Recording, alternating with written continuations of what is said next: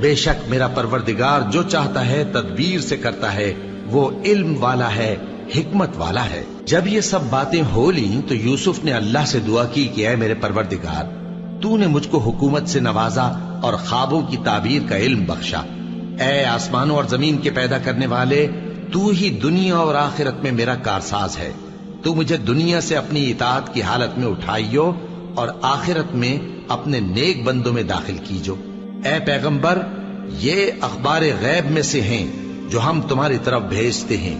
اور جب برادران یوسف نے اپنی بات پر اتفاق کیا تھا اور وہ فریب کر رہے تھے تو تم ان کے پاس تو نہ تھے، اور بہت سے آدمی گو تم کتنی خواہش کرو ایمان لانے والے نہیں ہیں، اور تم ان سے اس خیر خواہی کا کچھ صلہ بھی تو نہیں مانگتے۔